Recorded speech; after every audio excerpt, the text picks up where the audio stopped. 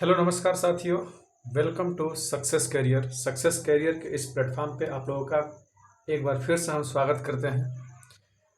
दोस्तों, अभी हम इलेक्ट्रिशियन फुल कोर्स चला रहे हैं और इलेक्ट्रिशियन फुल कोर्स में हमारा जो है अभी प्रत्यावर्ती धारा चल रहा है। प्रत्यावर्ती धारा चल रहा है और प्रत्यावर्ती धारा का ये हमारा भाग 7वां है। ठीक है, भाग कितना है? 7वां है। छठा भाग हमने पिछले दिनों बताया, ये भाग 7वां है और ये क्लास 14वां है, 14th नंबर का है। ठीक है, 14th नंबर का है। तो सर हम लोगों ने क्या कल पढ़ा था? हमने आरसी परिपथ, आरएलसी परिपथ, ये सब चीज़ों के बारे में हम लोगों ने जाना था। और आज हम पढ़ेंगे क्या? आज हम पढ़ेंगे रेजोनेंस। क्या पढ़ेंगे? रेजोनेंस। ठीक है, रेजोनेंस पढ़ेंगे। देखिए रेजोनेंस क्या होता है, इसके बारे में हम पढ़ेंगे। रेजोनेंस, देखिए दोस्तों, रेजोनेंस के बारे में पढ़ने के लिए हम एक एक चीज बहुत गहनता से देखेंगे।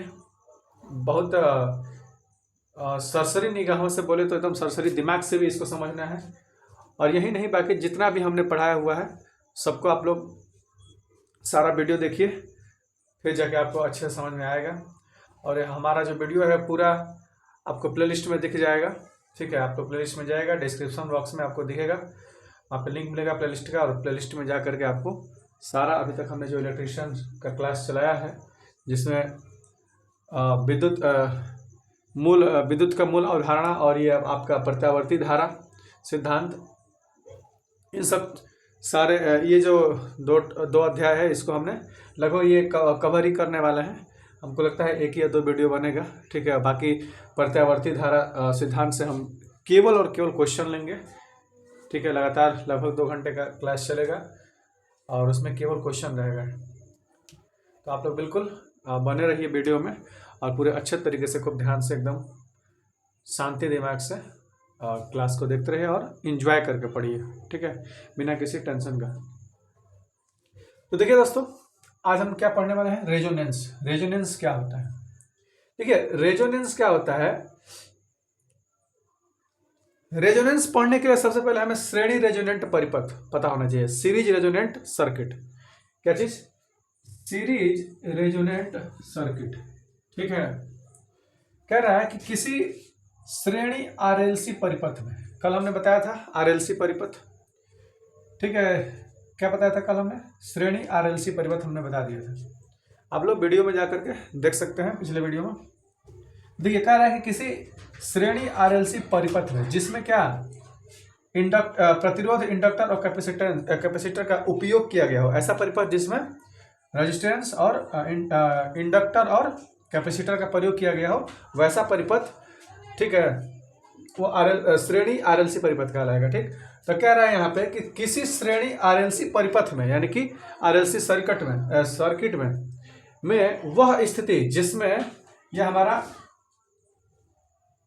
एक्सएल इक्वल टू एक्ससी हो जाए।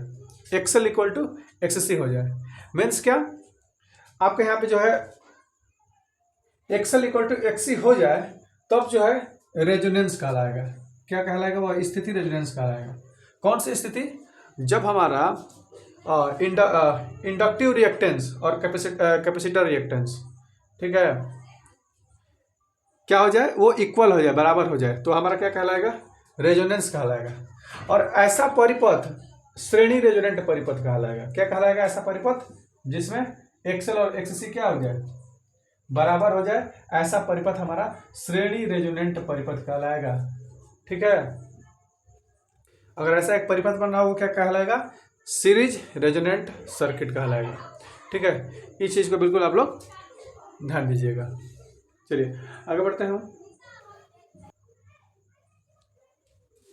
देखिए एक बार और देख लीजिए। किसी श्रेणी आरएलसी परिपथ में वह स्थिति जिसमें आपका एक्सएल और एक्ससी, ठीक है, इंडक्टिव रिएक्टेंस और कैपेसिटिव रिएक्टेंस, इंडक्टिव रिएक्टेंस और कैपेसिटिव रिएक्टेंस क्या हो जाए? इक्वल हो जाए। अगर इक्वल होगा, ठीक है, इंडक्टिव रिएक्टेंस और ये आपका कैपेसिटिव रिएक्टेंस, कैपेसिटिव रिएक्टेंस, ठीक। यानी कि इंडक्टिव रिएक्टेंस और कैपेसिटिव रिएक्टेंस क्या हो जाए, इक्वल हो जाए, बराबर हो जाए, तो वो क्या कहलाता है, रेजोनेंस कहलाता है, रेजोनेंस कहलाता है, ठीक है, रेजोनेंस कहलाता है। और ऐसा ही परिपथ क्या कहलाएगा, सीरीज रेजोनेंट सर्किट कहलाएगा, यानी कि श्रेणी रेजोनेंट परिपथ कहलाएगा, ठीक। भाई आप लोग जानते हैं कि एक्स एल क्या हो जाए, यहाँ पे इसमें क्या हो जाए, रेजोनेंस की स्थिति में क्या एक्सएल क्या कर रहा है कि बराबर हो जाए, एक्सएल और ये एक्स, इंडक्टिव रिएक्टेंस और कैपेसिटिव रिएक्टेंस जब बराबर हो जाए तो ये इंडक्टिव रिएक्टेंस का फार्मूला क्या होता है, 2πfl होता है, इक्वल टू कैपेसिटिव का क्या होता है, 2πfc होता है, 1/2πfc होता है। अब यहाँ से जो है हमारा देखिए फ्रीक्वेंसी निकालते हैं, क्या निकालेंगे, फ्रीक्वेंसी निकालेंगे। चलिए हम इसको पहले हम फ्रीक्वेंसी निकालते हैं। देखिए f इक्वल टू क्या निकलेगा, ये f और ये इधर f है, तो ये f और इधर f ये जाएगा तो क्या हो जाएगा, f स्क्वायर हो जाएगा, ठीक है। अब बराबर बराबर क्या निकलेगा हमारा, देखिए इसको थोड़ा नीचे दे देता हूँ, देखिए f स्क्वायर हो जाएगा, क्या हो जाएगा, f स्क्वायर, ये वाला f इधर जाएगा तो क्या हो जाएगा, f इंटू एफ स्क्वायर, और ये 2π है, इधर भी 2π है, तो क्या हो जाएगा, क्या हो जाएगा, 1/ क्या हो जाएगा, ये नीचे आएगा ना, इधर से आएगा और नीचे आ जाएगा, तो क्या हो जाएगा, 2 दूनी 4 और पाई स्क्वायर, ठीक। अब आपका यहाँ से क्या निकलेगा, एफ तो इधर आ गया, बाकी ये सी है, तो बस ये एल कर लीजिए और ये सी कर लीजिए, ठीक है। यानी कि F square equal to 1/4π² L C. तो यहाँ से आपका एफ का जो वैल्यू निकलेगा, फ्रीक्वेंसी का वैल्यू निकलेगा, वो क्या निकलेगा, 1/ ये हो जाएगा आपका, ये अंडर रूट में चला जाएगा, एफ बराबर क्या हो जाएगा, अंडर रूट में 4π² एल सी, ये हो जाएगा क्या, अंडर रूट में। जब स्क्वायर हटाते हैं तो वो वैल्यू क्या हो जाता है, अंडर रूट में हो जाता है, यानी कि करणी में हो जाता है। तो करणी में हो जाता है तो एक का करणी में एक ही होगा, अब बटे में 4 का 2 हो जाएगा, ये π² है, ये केवल पाई हो जाएगा, 2π, और ये अंडर रूट में क्या हो जाएगा, एल सी हो जाएगा, क्या हो जाएगा, अंडर रूट में एल सी हो जाएगा, ठीक है। तो यहाँ से हमारा जो फ्रीक्वेंसी का वैल्यू आया है वो क्या कहलाता है, क्या है वो, 1/2π अंडर रूट एल इंटू सी, क्या है, एल इंटू सी। तो वही जो कहलाता है रेजोनेंस फ्रीक्वेंसी कहलाता है, क्या कहलाता है ये, रेजोनेंस फ्रीक्वेंसी,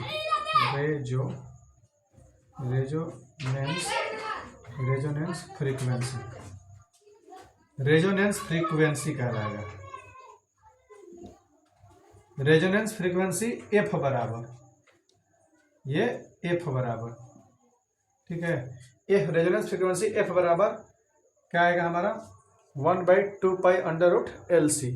तो ये हमारा जो रेजोनेंस फ्रीक्वेंसी है, ये वैल्यू हमको बिल्कुल हम लोगों को याद रखना है, ठीक है, बहुत इंपॉर्टेंट है, ठीक है। इस पर क्वेश्चंस आएंगे तो आप लोग बिल्कुल अगर पूछ देगा रेजोनेंस फ्रीक्वेंसी के लिए, ठीक है, और दे दिया होगा क्या, आरएलसी परिपथ में आपका जब एक्सएल और एक्सी बराबर हो जाए तो ये स्थिति आ जाती है, ठीक है। चलिए इसको नोट करिए आप लोग।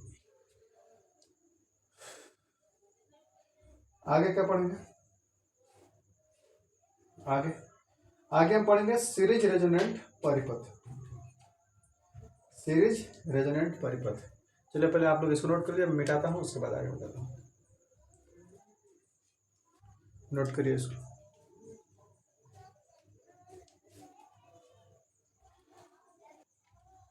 देखिए दोस्तों, सीरीज रेजोनेंट परिपथ में अभी हमने क्या बताया कि XL बराबर XC, XL बराबर XC है। तो यहाँ से एक बार देखिए आप लोग, XL बराबर XC है, मैं इधर लिखता हूँ, ऊपर ध्यान दीजिएगा,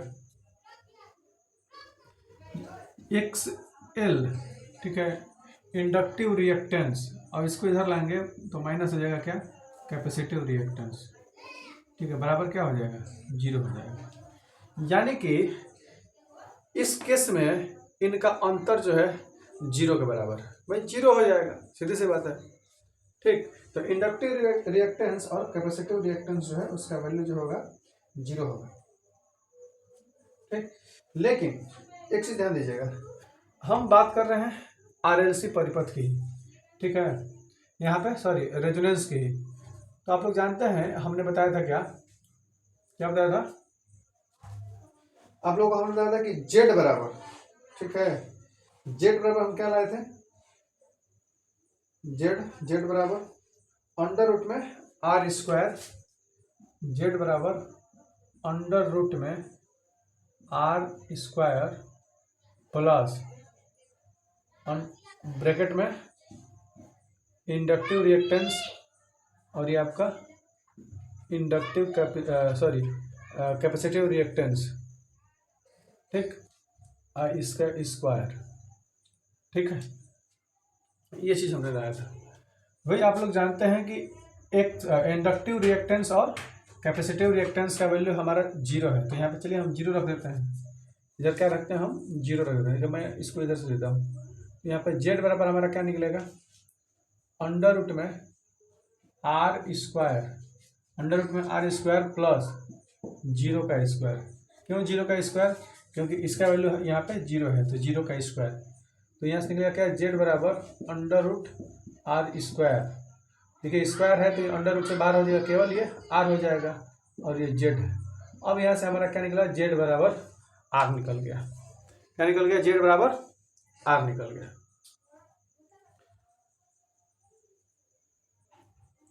क्या निकला, जेड बराबर आर।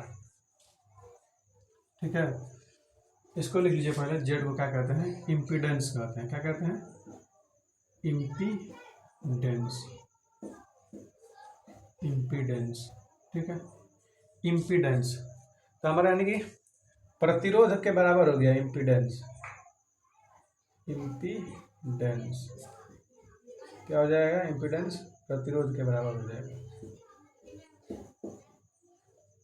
प्रतिरोध के बराबर हो जाएगा। ठीक है,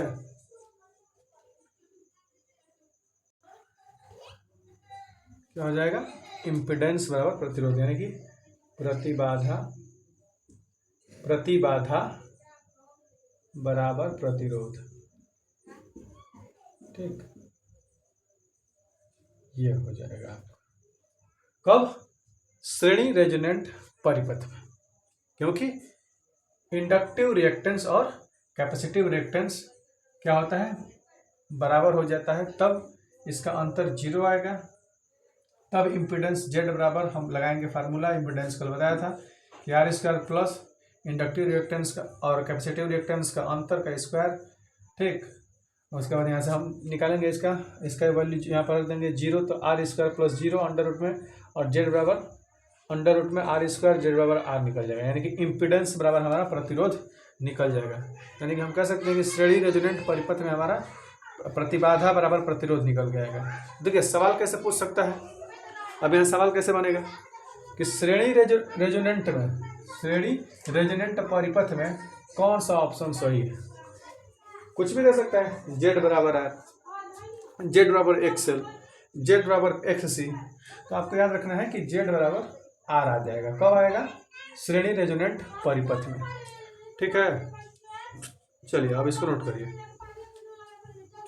इसको मिटा देता हूँ, नीचे वाला आप लोग नोट कर लिया ना, इसको ऊपर वाला नोट कर लीजिए। बिल्कुल ध्यान से आप लोग एकदम वीडियो पे बने रहिए, आप लोग देखते रहिए। ठीक, कोई भी दिक्कत आती है आप लोग कमेंट बॉक्स में जरूर एकदम अपना कमेंट करिए, और जो भी दिक्कत हो आप लोग कंसल्ट करते रहिए, मन लगा के एकदम लग जाइए। इस बार जो भी लोग देख रहे हैं वीडियो को एकदम लग जाइए, एकदम विधिवत तरीके से एकदम नोट्स बनाइए, और नोट्स तो हम कहेंगे कि नोट्स बनाते भी रहिए, ऊपर से ज़्यादातर माइंड में घुसाइए सीधा। ठीक है, सीधे माइंड में, दिमाग में उतारिए इसको। ठीक, चलिए अब हम क्या पढ़ेंगे आगे, आगे क्या पढ़ेंगे हम लोग, देखिए अब हम क्या पढ़ेंगे कि श्रेणी रेजोनेंट में जो है क्या क्या कंडीशन आता है, क्या क्या होता है। ठीक है, श्रेणी रेजोनेंट परिपथ में क्या क्या होता है, ठीक है, क्या क्या आता है। हम मुख्य बिंदु कुछ देखेंगे जो डायरेक्टली एग्जाम में पूछ सकता है। डायरेक्टली मतलब पूछ सकता नहीं है बल्कि पूछेगा ही। और हाँ, वैसे भी कई सारा हम जो बताएंगे उसमें से डायरेक्टली पूछा ही हुआ है, ठीक है। डायरेक्टली क्या किया गया है, पूछा ही गया है।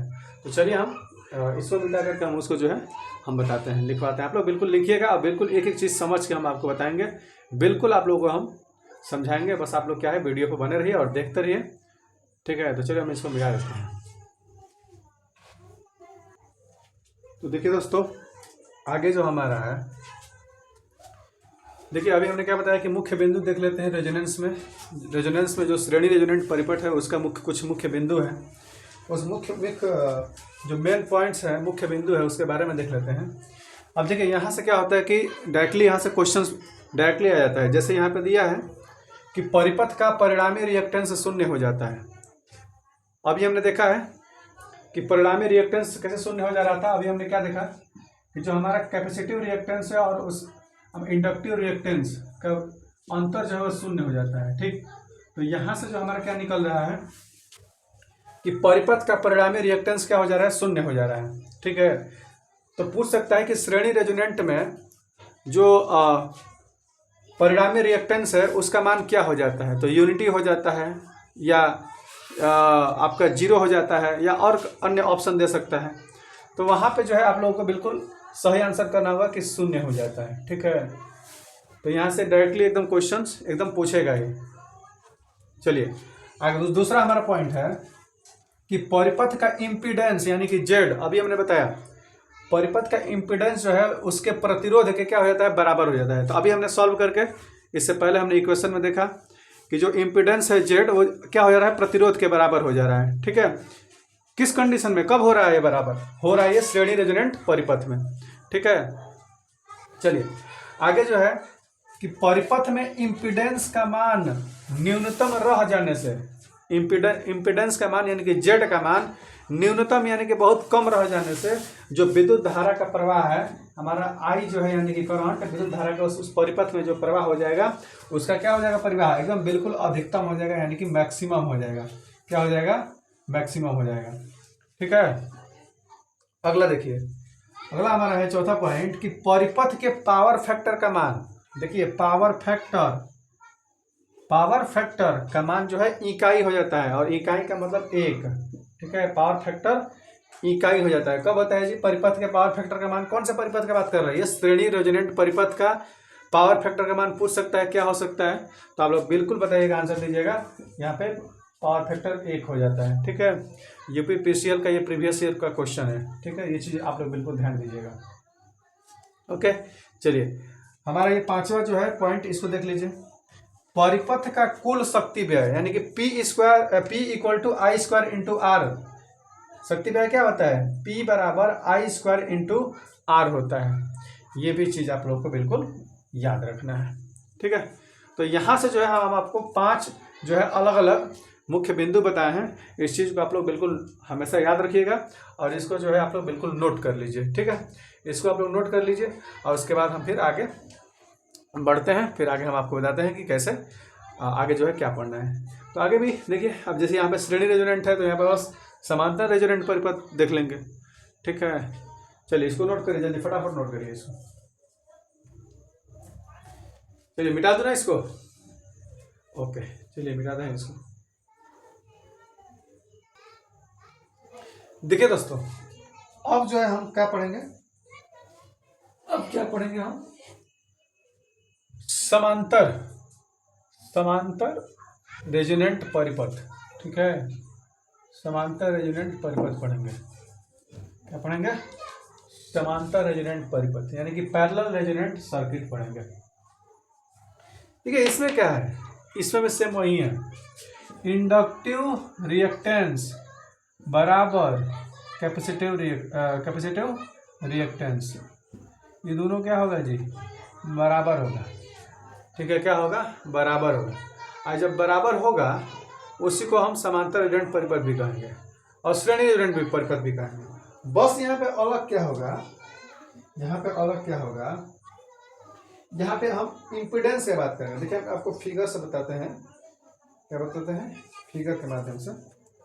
फिगर के माध्यम से हम आपको बिल्कुल हम समझा देते हैं। देखिए, अगर मान लीजिए हम एक इंडक्शन लगा दिए, इंडक्टर लगा दिए यहाँ पर, ठीक। अगर इधर जो है हम रेजिस्टेंस लगा दिए, ठीक। अब लगाने के बाद हम इसमें हम एक यहाँ पे कैपेसिटर लगा दिए, ठीक। ये कैपेसिटर है, ओके। कैपेसिटर लगा दिए, इसमें चिपका देते हैं, ठीक। क्या कर दिया हमने, कैपेसिटर लगा दिया, ठीक है। इसको ये क्या फालतू में बन गया, इसको थोड़ा हम जानते हैं।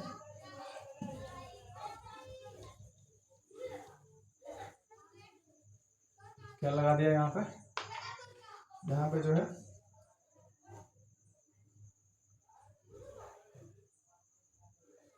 ठीक। अब देखिए, ये जो फिगर में आप लोगों को दिख रहा है वो क्या है, समांतर परिपथ RLC है। क्या चीज है, समांतर परिपथ RLC। क्या है, समांतर परिपथ RLC। अब यहाँ पे जो है ये दो चीज है, जो ये क्या है हमारा, ये क्वाइल है। क्या है, क्वाइल, ठीक। अब ये क्या है आपका L, ये R और ये C, ठीक है। अब इसी में क्या कर रहा है कि यहाँ पे जो इम्पीडेंस आएगा समांतर में, इम्पीडेंस 1/ZT, टोटल यहाँ पे इम्पीडेंस कैसे निकलेगा, देखिए 1/Z1 प्लस 1/Z2, ठीक है। इम्पीडेंस निकलेगा क्या, 1/ZT equal to total impedance यहाँ पे, तो 1/Z1 प्लस 1/Z2, सॉरी मैं Z1 Z2 कहाँ से कर रहा हूँ, R और LC के पक्ष में लेंगे ना जी। यहाँ पे तो देखिए ZL और ZC, मतलब क्या इम्पीडेंस कैसे का है, ये कैपेसिटर के लिए और इंडक्टर के लिए, ठीक है। इंडक्टर के लिए और कैपेसिटर के लिए। तो भाई ये क्या चीज़ है, ये आपका कॉइल है, पूरा एगो कॉइल है। ये क्या है, एगो कॉइल है, क्योंकि यहाँ पे जो इंडक्टिव रिएक्टेंस है एगो कॉइल है, तो यहाँ पे हमेशा ये R के साथ जुड़ा रहेगा। तो E एगो कॉइल है, एगो ये है, तो XL इक्वल टू XC। तो यहाँ से हमारा जो इम्पिडेंस निकलेगा, दो के लिए इम्पिडेंस निकलेगा, एगो आपका इंडक्टर के लिए निकलेगा यानी कि ZL, और यहाँ पे एक ZC कैपेसिटर के केस में इम्पिडेंस निकलेगा। तो टोटल जो कैपेसिटेंस होगा वो निकलेगा हमारा क्या, कि ZL इंटू ZC, अब बटे में क्या, ZL प्लस ZC, ठीक है। बात समझ में आ रही है, दिख रहा है ना। चलिए आगे देखिए, ये आया हमारा क्या, इम्पीडेंस का मान समांतर में, ठीक है। समांतर रेजोनेंट परिपथ की हम बात कर रहे हैं। ये कब की बात कर रहे हैं, जब हमारा इंडक्टिव रिएक्टेंस और कैपेसिटिव रिएक्टेंस बराबर हो, कैपेसिटिव रिएक्टेंस क्या हो, बराबर हो, तब बात किया जा रहा है, ठीक है। लेकिन अब यहां से अगर हम देखते हैं तो ZL यानी कि आपका ये केवल ZL का अगर वैल्यू देखा जाए, तो अभी हमने आपको दिखाया था, देखिए मैं ये ब्लैक से लिखता हूँ, ZL बराबर इम्पिडेंस किसके पक्ष में जी, इम्पिडेंस किसके पक्ष में, ये ऊपर वाले कॉइल, ये वाला, ये पूरा जो है कॉइल, उसके लिए क्या होगा, क्या हो जाएगा, अंडर रूट में क्या होगा, अंडर रूट में क्या होगा, क्या दिया है, ये आपका XL का स्क्वायर अब प्लस ये आपका R, सॉरी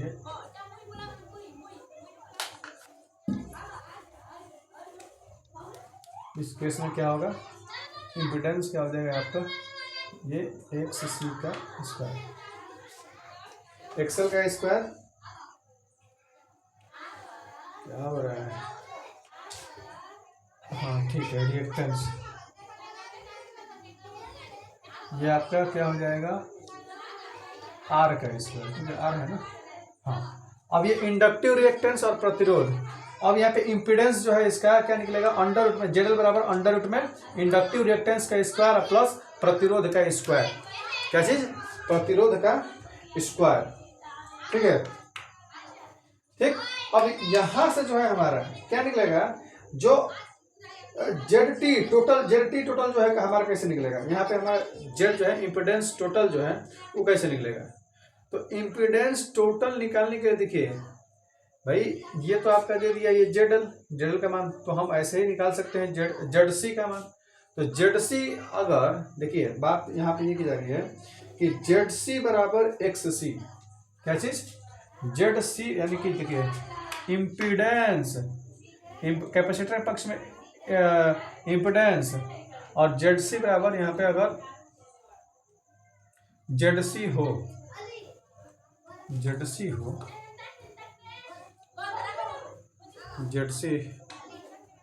अच्छा,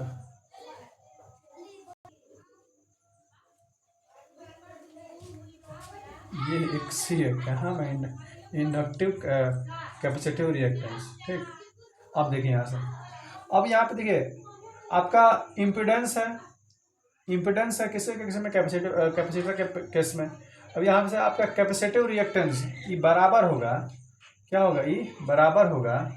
तो अब देखिए, तो इंडक्टिव रिएक्टेंस बराबर क्या है आपका, अंडर रूट में XL plus are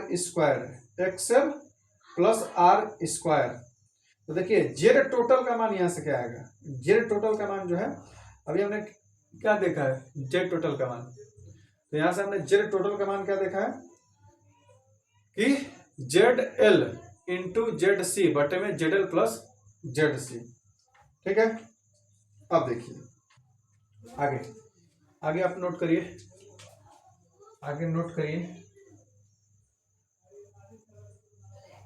Z total बराबर यानी कि टोटल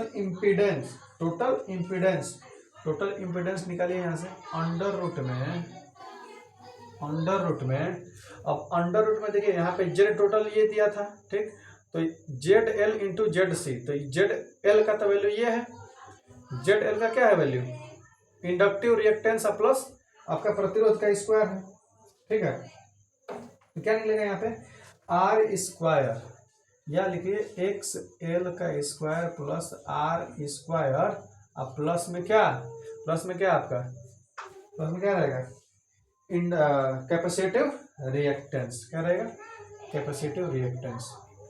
ठीक, कैपेसिटिव रिएक्टेंस रहेगा। ठीक, अब देखिए उसके बाद बटे में क्या हो जाएगा हमारा, बटे में क्या हो जाएगा, अब बटे में हो जाएगा ये टोटल का योगफल, टोटल क्या हो जाएगा, योगफल, यानी कि R square plus X C का square, sorry X C plus inductive reactance XL का स्क्वायर। ठीक है, जेड टोटल क्या आएगा, जेड टोटल अंडर रूट में एक्सएल का square plus R square plus X C, अब पूरा का बटा R square plus X C plus XL square. ठीक है, जेड टोटल हम जो टोटल इम्पिडेंस जो है ये इतना आएगा। चलिए आगे हम देखते हैं, आगे क्या देखेंगे, आगे जो है हम इसको क्या लिख सकते हैं, और एक्सएल इंटू एक्स सी। अब देखिएगा, बात समझिएगा थोड़ा, एक्सएल इंटू एक्स सी, एक्सएल इंटू एक्स सी, अब बटे में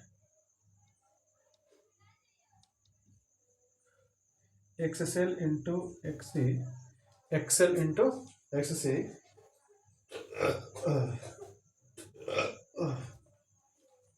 अंडर रूट में क्या, आर स्क्वायर प्लस आपका इंडक्टिव रिएक्टेंस और कैपेसिटिव रिएक्टेंस का स्क्वायर, क्या हो जाएगा आपका, किस चीज का अंतर हो जाएगा, इंडक्टिव रिएक्टेंस और कैपेसिटिव रिएक्टेंस का अंतर का स्क्वायर। ठीक है, लेकिन अगर रेजोनेंस जो है, रेजोनेंस की स्थिति में इंडक्टिव रिएक्टेंस और कैपेसिटिव रिएक्टेंस अगर बराबर होता है, तो भाई अभी तो हमने देखा कि इंडक्टिव रिएक्टेंस और कैपेसिटिव रिएक्टेंस बराबर। तो जब बराबर हो रहा है तो भाई बराबर तो हो ही रहा है, तो यहाँ पे जेड टोटल का मान क्या हो जाएगा, जेड टोटल का मान क्या हो जाएगा, अभी हमने बताया ना कि जेड बराबर आर, ठीक है, जेड बराबर आर बताया, तो जेड टोटल बराबर क्या आ जाएगा हमारा, जेड टोटल बराबर क्या आ जाएगा, इसको लिख लीजिएगा कि XL into X L into X C, अब बटे में क्या लिखिएगा, आर निकाल लीजिएगा, ठीक है। अब ये चीज आप लोगों को बिल्कुल याद रखना है, ठीक। तो impedance, total impedance equal to inductive reactance गुणा में कैपेसिटिव रिएक्टेंस बटे में प्रतिरोध, ठीक है, बटे में प्रतिरोध। चलिए प्रतिरोध, अब यहां से एक चीज और कर सकते हैं, अब पूछे क्या कर सकते हैं,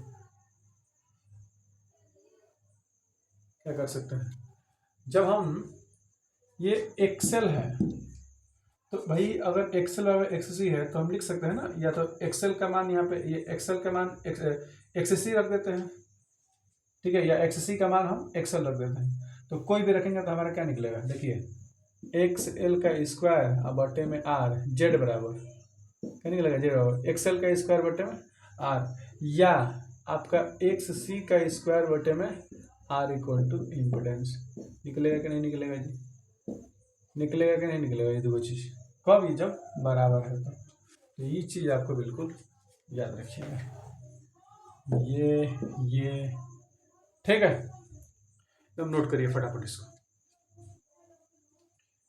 नोट करिए, इसको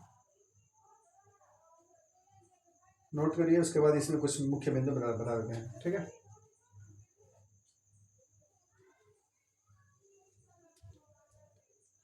इसको नोट करिए,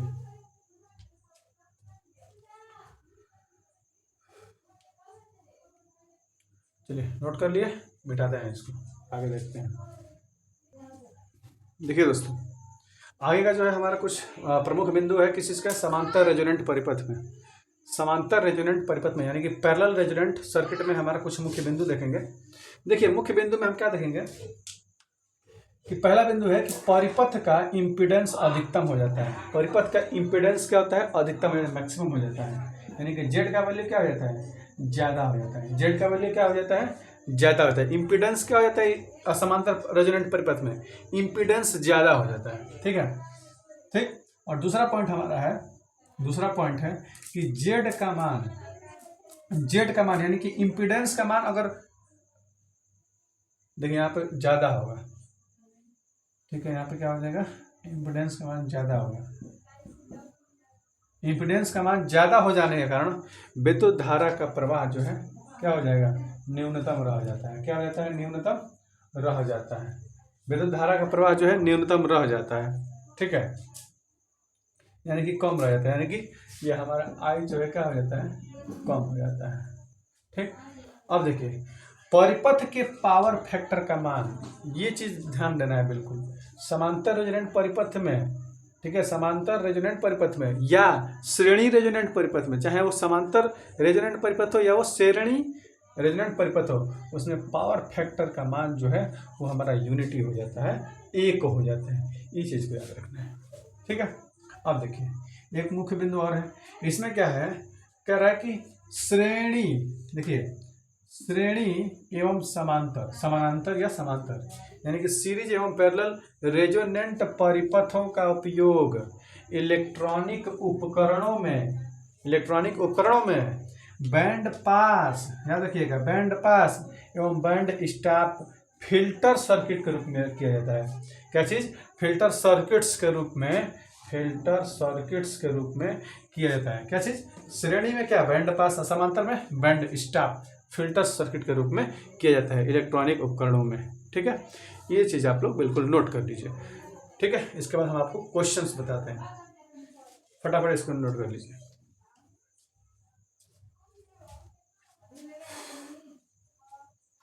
चलिए इसको मिटाते हैं और क्वेश्चंस देखते हैं, ठीक है, इसको फटाफट मिटा करके क्वेश्चन देखते हैं, हम मिटा करके क्वेश्चंस देखते हैं।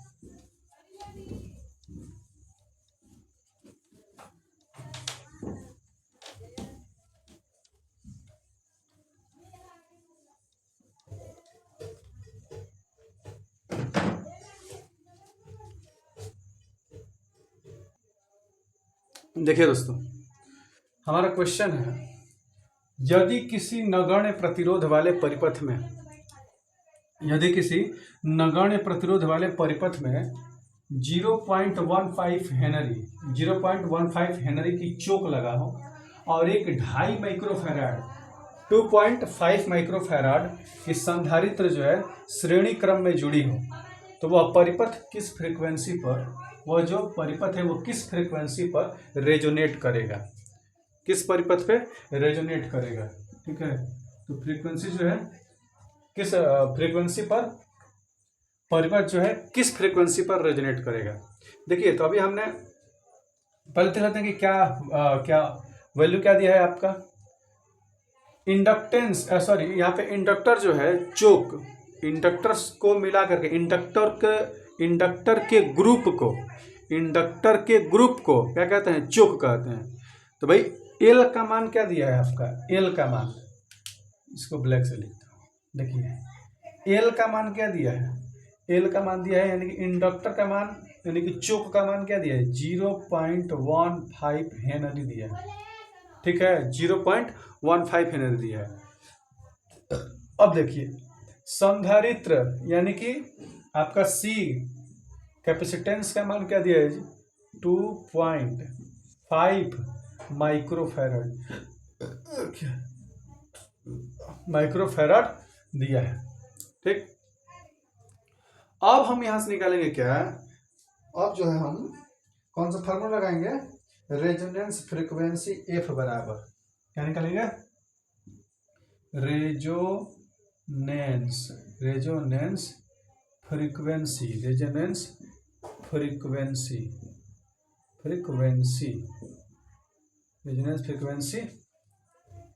एफ बराबर क्या निकाला था हमने 2π√LC, यही निकाला था जी।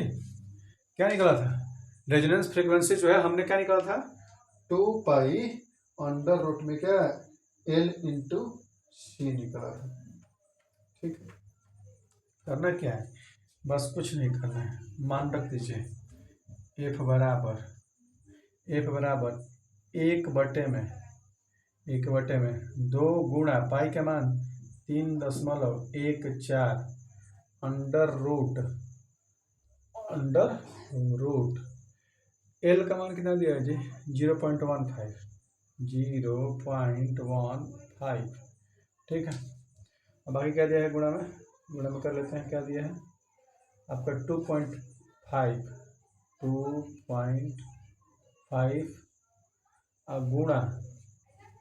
गुणा माइक्रो है ना, 10 के पावर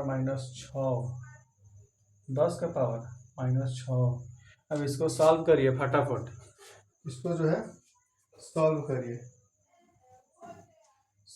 इसको। ठीक,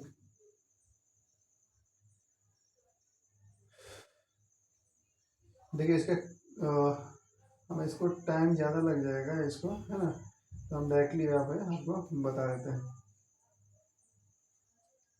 ठीक ना, पहले तो जितना छोटा हो रहा है हम कर लेते हैं, पहले जितना छोटा हमसे हो सकता है उतना कर लेते हैं। देखिए बहुत कैलकुलेटिव थोड़ा सा ले लेते हैं हम क्वेश्चन को ना, एग्जाम्पल को, कोई बात नहीं। देखिए 1/में क्या लिख सकते हैं हम, ये 10 के पावर माइनस है अंडर रूट में, तो बाहर आएगा तो क्या निकलेगा 10 के पावर -3 निकलेगा ना जी।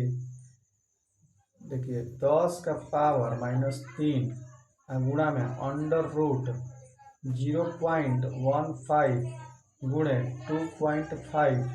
ठीक, ये तो इसका रहा, बाकी 2 चौका 8 और 2 एक कम 2 और 2 तिया 6। ठीक है, अब आगे देख लीजिए, आगे हम क्या कर सकते हैं, एक बराबर 10 के पावर -3 है, ऊपर लगे जाइए 1000 हो जाएगा ना, 1000 हो जाएगा ना। अब आइए नीचे 6.28 गुणा में अंडर रूट, इसको गुणा करिए 2.5 0.15, इसको गुणा करिए, क्योंकि कैलकुलेटर से कर रहा हूँ, इसका हो जाएगा क्या 0.375 0.375, 0.375, ठीक, 0.375।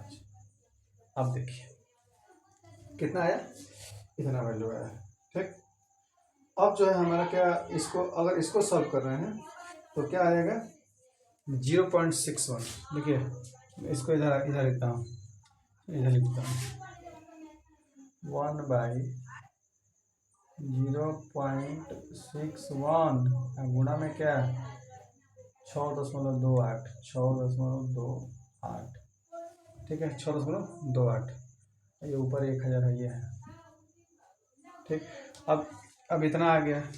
अब इसको करेंगे तो इसका क्या होगा गुणा, इसका गुणा क्या होगा, इसका गुणा हो जाएगा, आपस में करेंगे इसको तो निकलेगा 3.83, 3.83, 1000 बटे में 3.83, ठीक। इसको भाग करिएगा तो 261 बार में काट जाएगा, 261 हर्ट्ज, ये हो जाएगा आंसर, 261 हर्ट्ज आएगा, ठीक है। थोड़ा सा कैलकुलेटिव है, आप लोग प्रैक्टिस करिएगा, कैलकुलेशन आ जाएगा, ठीक है। बाकी इतना जो है ज़बरदस्त जो है आपको बता दिया गया है, और इससे आसानी आएगा, बहुत ज़्यादा कैलकुलेटिव नहीं आएगा, ठीक है, बहुत ज़्यादा कैलकुलेटिव नहीं आएगा, ठीक। तो ये आपका 261 हर्ट्ज जो है आंसर इसका आ जाएगा, नोट कर लीजिए इसको, बिल्कुल नोट करिए उसको फटाफट।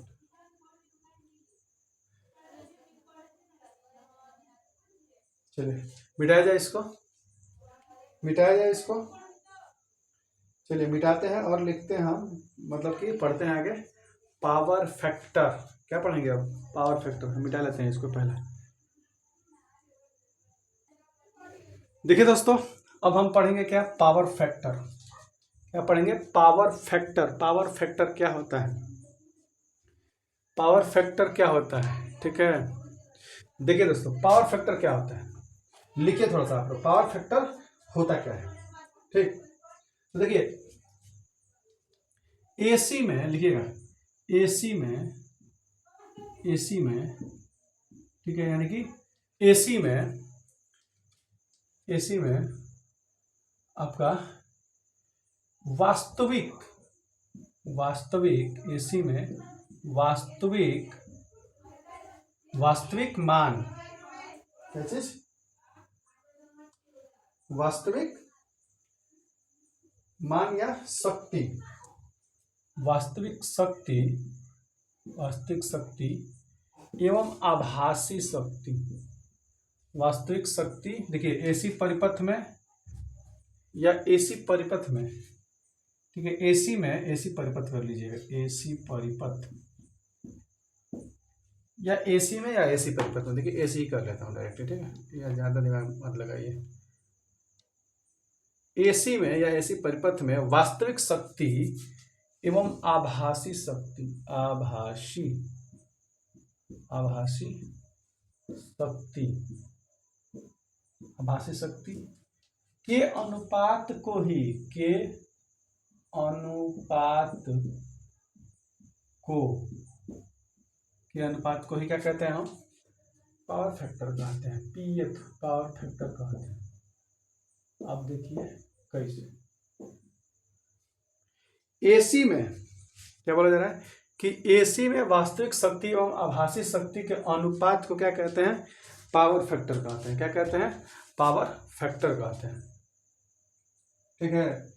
अब देखिए पावर फैक्टर बराबर क्या लिख सकते हैं, पावर, पावर फैक्टर बराबर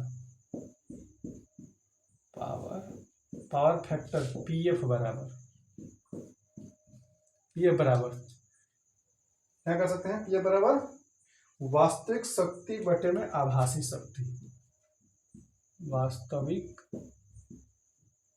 शक्ति बटे में आभासी शक्ति,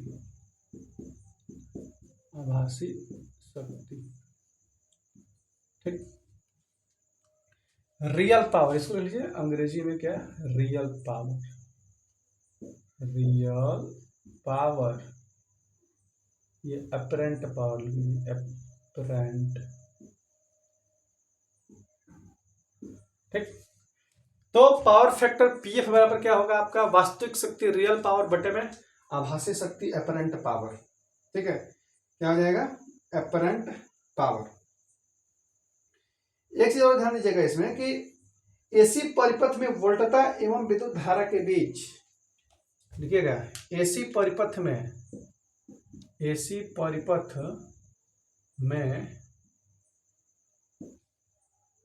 धारा और वोल्टता एसी परिपथ में धारा और वोल्टता या वोल्टता एवं विद्युत धारा के बीच बने कोण को, एसी परिपथ में धारा और वोल्टता के बीच बने कोण को ज्या यानी कोसाइन बने। एसी परिपथ में धारा, देखिए ये धारा है, विद्युत धारा है, एसी परिपथ में विद्युत धारा लिखते हैं भाई, विद्युत धारा लीजिए, विद्युत धारा और वोल्टता के बीच बने कोण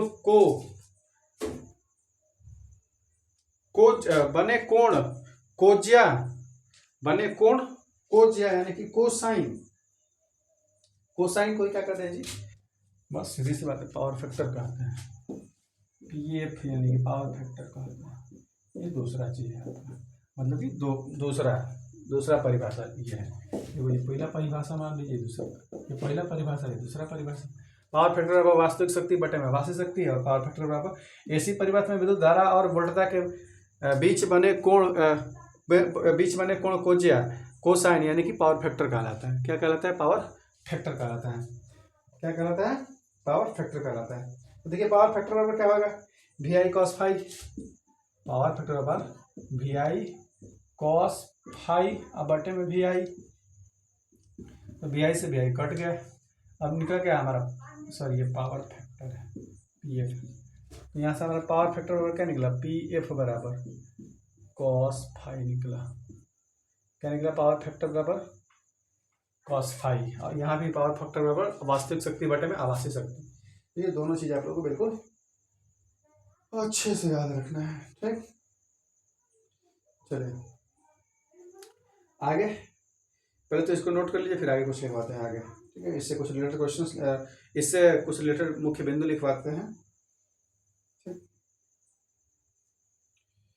देखिए इसमें अभी एक चीज और लिख लीजिएगा थोड़ा, कि एसी परिपथ में प्रतिरोध तथा इंपीडेंस का अनुपात, एसी परिपथ में इंपीडेंस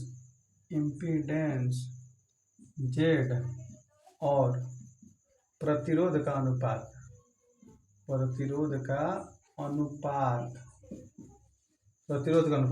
एसी परिपथ में इंपीडेंस जेड और प्रतिरोध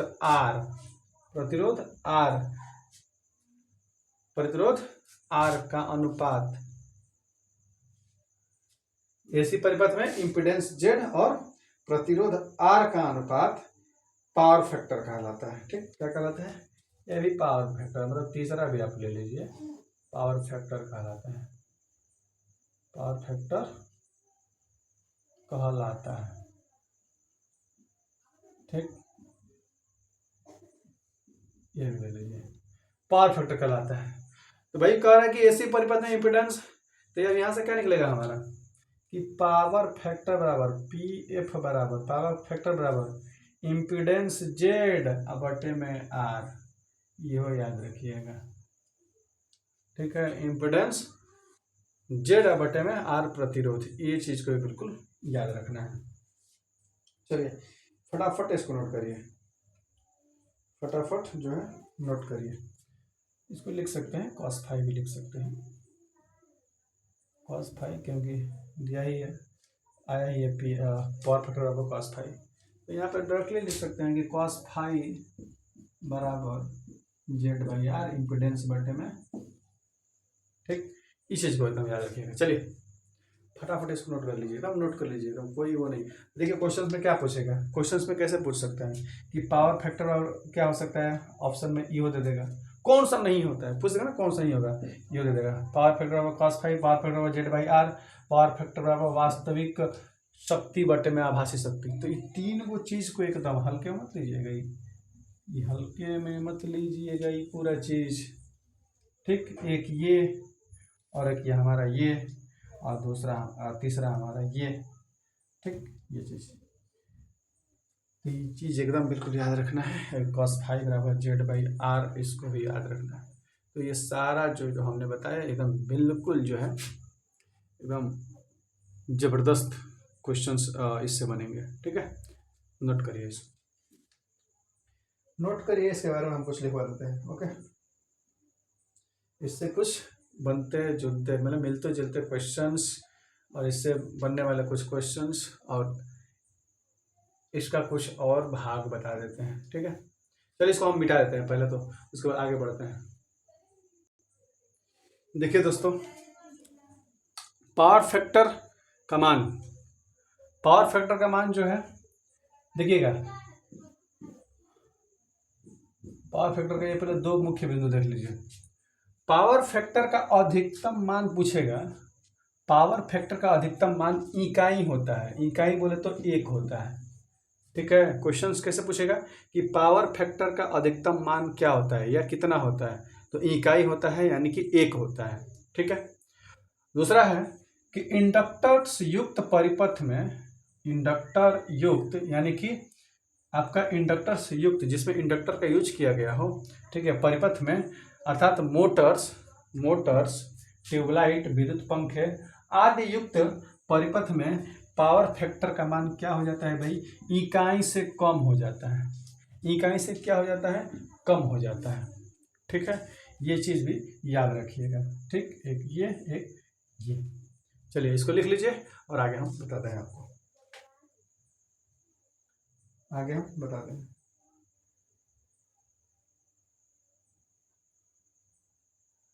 नोट हो गया, चलिए मिटा के आपको बताते हैं। देखिए दोस्तों, हम देखेंगे क्या, यूनिटी, पहला देखेंगे यूनिटी, अर्थात हमारा इंडक्टिव रिएक्टेंस और कैपेसिटिव रिएक्टेंस इक्वल हो तो यूनिटी होता है। दूसरा, लीडिंग हो रहा हो, लीडिंग कब होगा यानी अग्रगामी कब होगा, जब कैपेसिटिव रिएक्टेंस जो होगा बड़ा होगा किससे, इंडक्टिव रिएक्टेंस से, उसका मान, कैपेसिटिव रिएक्टेंस का मान जो है इंडक्टिव रिएक्टेंस से बड़ा होगा। और लैगिंग या पश्चगामी में क्या होगा, लैगिंग और पश्चगामी में क्या होगा, लैगिंग और हिंदी में पश्चगामी। तो इसमें क्या होगा कि हमारा जो इंडक्टिव रिएक्टेंस बड़ा होगा और कैपेसिटिव रिएक्टेंस जो होगा वो कम होगा, ठीक है। ये तीनों जो है अलग अलग बिल्कुल आपको समझा देते हैं।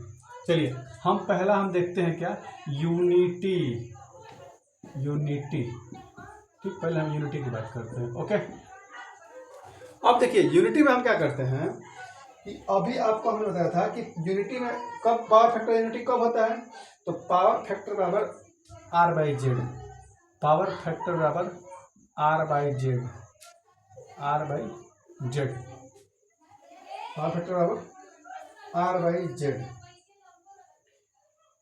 ठीक है।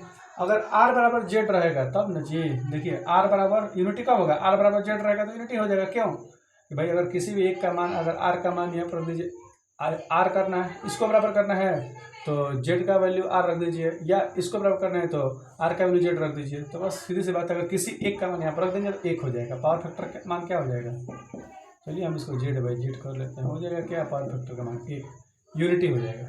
तो देखिए पावर फैक्टर का मान यूनिटी कब होगा, जब इंडक्टिव रिएक्टेंस और कैपेसिटिव रिएक्टेंस का वैल्यू जो है क्या हो, बराबर, तब जो है हमारा पावर फैक्टर यूनिटी होगा यानी कि एक होगा, ठीक है। आज जब यूनिटी होगा, एक होगा, तो परिपथ डीसी की तरह व्यवहार करेगा। क्या होगा, जब ये एक हो जाएगा पावर फैक्टर तो परिपथ डीसी की तरह व्यवहार करेगा। ये चीज बिल्कुल आप लोग याद रखिएगा, पावर फैक्टर एक होने के बाद डीसी की तरह परिपथ व्यवहार करने लगेगा, ठीक है। चलिए आगे देखते हैं, आगे देखते हैं क्या, लीडिंग, दूसरा क्या है, दूसरा देख लीजिए, लीडिंग, ऐसे लीडिंग, लीडिंगों को हम हिंदी में क्या कहते हैं? अग्रगामी। अग्रगामी, अग्रगामी। भैया अग्रगामी कब होगा? जब कैपेसिटिव रिएक्टेंस बड़ा होगा इंडक्टिव रिएक्टेंस से। लीडिंग कब होगा? देखिए अभी हमने यहाँ बताया लीडिंग, इसको देखते रहिए आप लोग। तो लीडिंग कब होगा? जब कैपेसिटिव रिएक्टेंस इंडक्टिव रिएक्टेंस से क्या हो? बड़ा हो, उसका मान क्या हो? ज़्यादा हो, तो अब जा करके होगा। ठीक, यदि किसी परिपथ में कैपेसिटिव रिएक्टेंस इंडक्टिव रिएक्टेंस से क्या हो? अधिक हो, तो जो करंट वोल्टेज है, करंट जो है वोल्टेज से आगे रहती है। करंट जो है वोल्टेज से आगे रहती है। करंट क्या रहती है? वोल्टेज से आगे रहती है। करंट जो है वोल्टेज से आगे रहती है। करंट वोल्टेज से आगे रहेगी, आगे रहेगी। ठीक है, करंट बोलते हैं आई लिख देते हैं इसको, आई। ये आगे रहेगा वोल्टेज से, ये नीचे रहेगा वोल्टेज। ठीक है, ये क्या होता है? लीडिंग है, लीडिंग कर रहा है यानी कि अग्रगामी। ठीक, क्या करेगा? लीडिंग करेगा। तीसरा हमारा क्या है? लैगिंग। लैगिंग, लैगिंग यानी कि पश्चगामी। पश्चगामी, पश्चगामी। ठीक, अब देखिए पश्चगामी में क्या है जी? जब इंडक्टिव रिएक्टेंस बड़ा हो कैपेसिटिव रिएक्टेंस से, क्या हो? कैपेसिटिव रिएक्टेंस से इंडक्टिव रिएक्टेंस बड़ा हो, बड़ा हो, तब क्या हो जाता है? तब जो है वोल्टेज पिछड़ जाता है। वोल्टेज क्या हो जाता है? वोल्टेज क्या होता है सर? वोल्टेज देखिए क्या हो जाता है? वोल्टेज सॉरी, वोल्टेज क्या धारा क्या होता है? पिछड़ जाता है। जब धारा पिछड़ेगा तो मतलब क्या? आई इधर आ जाएगा, वोल्टेज इधर चला जाएगा। ठीक, तो हमारे ये क्या होगा कि पश्चगामी यानी कि लैगिंग कर रहा है। तो ये चीज़ बिल्कुल आप लोग तीनों चीज़ ये चीज़ ध्यान रखिएगा। ओके, चलिए इसको नोट करिए, उसके बाद हम आगे बताते हैं निम्न पावर फैक्टर के प्रभाव। अगर पावर फैक्टर निम्न हो तो उसके क्या प्रभाव हो सकते हैं? निम्न पावर फैक्टर का प्रभाव पड़ेंगे, पहले आप लोग इसको बिल्कुल नोट कर लीजिए। मिटा दिया जाए। देखिए दोस्तों, निम्न पावर फैक्टर का प्रभाव। पावर फैक्टर अगर निम्न रह रहा है, कम रह रहा है, तब क्या होगा उस स्थिति में? देखिए परिपथ को प्रदत्त शक्ति के लिए, परिपथ को प्रदत्त शक्ति के लिए पावर फैक्टर का मान घट जाने पर, पावर फैक्टर का मान अगर घट जा रहा है तो उस परिपथ की जो विद्युत धारा का मान होगा, ठीक है, उस परिपथ की विद्युत धारा का जो मान हो जाएगा वो क्या हो जाएगा जी? बढ़ जाएगा।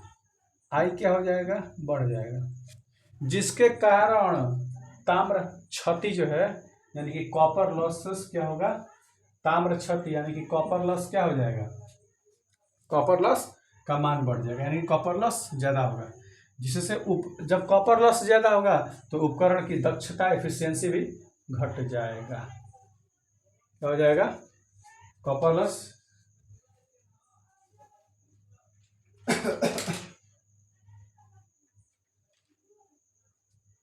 क्या हो जाएगा? दक्षता घट जाएगा। ठीक, आगे देखिए, ये तो हमने क्या देखा कि परिपथ के प्रदत्त शक्ति के लिए पावर फैक्टर का मान घट जाने पर, पावर फैक्टर इकाई से कम हो जाता है क्योंकि मैक्सिमम इकाई होता है। पावर फैक्टर का मान मैक्सिमम क्या होता है? इकाई होता है, यानी कि 1 होता है। अगर वो घट जा रहा है तो उस परिपथ की जो विद्युत धारा का मान बढ़ जाएगा। भाई पावर फैक्टर घटेगा तो विद्युत धारा का मान बढ़ जाएगा, जिसके कारण ताम्रहानि यानी कि कॉपर लॉसेस का मान जो है क्या हो जाएगा? कॉपर लॉसेस जब बढ़ जाएगा तो बताइए कि उपकरण की जो एफिशिएंसी होगा, दक्षता होगा, वो क्या हो जाएगा? उपकरण का दक्षता घट जाएगा। क्या हो जाएगा? घट जाएगा।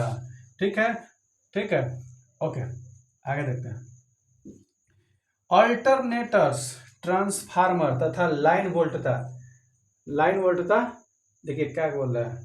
लाइन, देखिए लाइन है, कोई भी लाइट समझ लीजिए। अल्टरनेटर्स, ट्रांसफार्मर तथा लाइन का वोल्टता नियमन बढ़ जाएगा। क्या हो जाता है? तो पावर वोल्टता नियमन बढ़ जाता है। वोल्टता नियमन कब बढ़ेगा? देखिए क्वेश्चन यहाँ से डायरेक्टली पूछेगा क्या कि वोल्टता नियमन कब बढ़ेगा जी, जब पावर फैक्टर का मान 1 से यूनिटी से कम हो, यानी कि निम्न हो, ठीक है, कम हो तो वोल्टता नियमन बढ़ जाएगा, ठीक है। आगे देखिए, विद्युत शक्ति का वास्तविक खपत, विद्युत पावर का, इलेक्ट्रिक पावर का वास्तविक खपत अधिक होने लगेगी जो एनर्जी मीटर, जो कि किलोवाट से दिखाते हैं, किलोवाट द्वारा दर्शाई गई खपत से अधिक होती है। क्या होती है, देखिए क्या मतलब यहाँ पे क्या है, इसका सीधा समझिए। विद्युत शक्ति का वास्तविक खपत अधिक होने लगेगी जो एनर्जी मीटर द्वारा दर्शाई गई खपत से अधिक होगी। भाई एनर्जी मीटर में जो जितना खपत दिखाएगा, बल्कि वो तो दिखाएगा, जो दिखाएगा उससे अधिक ही खपत होगा, ठीक है। ऐसा नहीं कि दिखाएगा अगर 500 किलोवाट दिखा रहा है तो 500 किलोवाट दिखाएगा, लेकिन वो अधिक वो उसका दिखाएगा कम, वास्तविक जो होगा वो अधिक होगा, ठीक है, सॉरी, वास्तविक से अधिक होगा, यानी खपत से अधिक होगा। भाई मान लो हम क्या, खपत से अधिक, किलोवाट द्वारा क्या क्या करेगा, यहाँ पे किलोवाट द्वारा दर्शाई गई खपत से अधिक होगी, ठीक है। क्या चीज, वास्तविक खपत होने लगेगी। जब वास्तविक जब खपत हो रही है ना, तो एनर्जी मीटर द्वारा क्या होती है, दर्शाई गई खपत से अधिक होगी। एनर्जी मीटर में दिखा रहा है 500 किलोवाट, लेकिन खपत होगा ज़्यादा का, ठीक है। तो ये चीज़ आपको बिल्कुल ध्यान देना है। ये कब होगा जी, ये जब निम्न पावर फैक्टर होगा तब होगा। जब पावर फैक्टर का मान कम होगा, न्यूनतम होगा, तब होगा क्या चीज़, ये सब चीज़ केस, ठीक है। तो आप लोग बिल्कुल इसको देखिए, समझिए और मिटाते हैं इसको, ठीक है। देखिए हम कुछ और चीज़ पढ़ लेते हैं, एक और पॉइंट पढ़ लेते हैं इसमें। क्या चीज़, कि पावर फैक्टर के मान में बढ़ोतरी कैसे करें, पावर फैक्टर के मान में बढ़ोतरी कैसे करें, पावर फैक्टर का मान कैसे बढ़ाया जाए, ठीक है। तो क्या किया जाए, इसको मिटाया जाए, उसके बाद पावर फैक्टर का मान कैसे बढ़ाया जाए उसके बारे में हम देखते हैं। चलिए इसको मिटाते हैं पहले। देखिए दोस्तों, अब हम क्या पढ़ेंगे, एक लास्ट टॉपिक देख लेते हैं, छोटा सा टॉपिक है, पावर फैक्टर से पूरा वो खत्म हो जाएगा। अब देखिए, अब हम देखेंगे क्या, पावर फैक्टर के मान को बढ़ाने की विधियाँ, पावर फैक्टर के मान को कैसे बढ़ाया जाए, ठीक। देखिए लिखते हैं क्या क्या पढ़ना हम लोगों को, power factor, power factor, power factor का मान बढ़ाने की विधि, बढ़ाने की विधि, क्या चीज, विधि या विधियां कर लेते हैं, ठीक है। एक दो विधि देख लेते हैं बस। पावर फैक्टर का मान बढ़ाने की विधि या विधियां, देखिए क्या क्या चीज हो सकता है पावर फैक्टर का मान बढ़ाने की विधियां, ठीक है। तो पहला नोट करिए आप लोग कि लोड के समांतर में, लोड के समांतर में, इसको काला से लिखता हूं,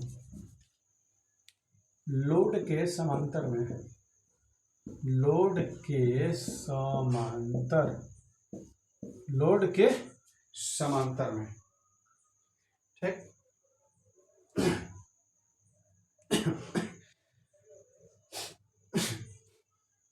लोड के समांतर में संधारित्र का संयोजन करके, संधारित्र का संयोजन करके, संधारित्र का संयोजन करके, संधारित्र मतलब क्या, कैपेसिटर, कैपेसिटर, ठीक। लोड के समांतर में संधारित्र का संयोजन करके, कैपेसिटर मतलब कि कैपेसिटर लगा करके, यूज करके हम क्या कर सकते हैं जी, पावर फैक्टर का मान बढ़ा सकते हैं, ठीक है। ये था हमारा, मान लीजिए पहला, ये वो पहला विधि। दूसरा विधि देख लेते हैं भाई, दूसरा विधि हमारा क्या है। अब देखिए लाइन के समांतर में, लाइन के समांतर में अति उत्तेजित तुल्यकालिक मोटर, लाइन के समांतर में अति उत्तेजित, लाइन के समांतर में, देखिए लाइन के समांतर में अति उत्तेजित, अति उत्तेजित तुल्यकाली मोटर, तुल्यकाली मोटर, इसका फोन आने लगा, तुल्यकाली मोटर, तुल्यकाली मोटर संयोजित करके, तुल्यकाली मोटर संयोजित करके, संयोजित करके पावर फैक्टर का मान बढ़ाया जा सकता है, बढ़ाया जा सकता है। ठीक है, बढ़ाया जा सकता है। अब देखिए पावर फैक्टर का मान बढ़ाने की विधि क्या है कि लोड के समांतर में संधारित्र का संयोजन कर दीजिए, पावर फैक्टर का मान बढ़ जाएगा। कैपेसिटर का कर दीजिए, उसमें समांतर में जोड़ दीजिए, क्या हो जाएगा, पावर फैक्टर का वैल्यू जो है ऑटोमेटिक बढ़ जाएगा। दूसरी बात, लाइन के समांतर में अति उत्तेजित तुल्यकाली मोटर, ठीक है, अति उत्तेजित तुल्यकाली मोटर बस जोड़ दीजिए, पावर फैक्टर का मान बढ़ जाएगा। तो पावर फैक्टर का मान लीजिए क्वेश्चन पूछ दिया कि पावर फैक्टर का मान कैसे बढ़ा सकते हैं, ठीक है, तो आपको बस बता देना है कि लोड के समांतर में कैपेसिटर जोड़ दीजिए, ठीक। या ऑप्शन में दे सकता है कि लाइन के समांतर में अति उत्तेजित एक तुल्यकाली मोटर, कैसे एक तुल्यकाली मोटर जो है बस जोड़ दीजिए, संयोजित कर दीजिए। बस देखिए पावर फैक्टर का मान कैसे बढ़ जाता है। अरे मैक्सिमम क्या हो सकता है, 1 हो सकता है, मैक्सिमम पावर फैक्टर क्या हो सकता है, 1 हो सकता है, ठीक है। तो इसी के साथ हम क्लास ख़त्म करते हैं और आप लोग बिल्कुल एकदम ऐसे ही बने रहिए हमारे वीडियो पे, हमारे पूरे इस क्लास पे।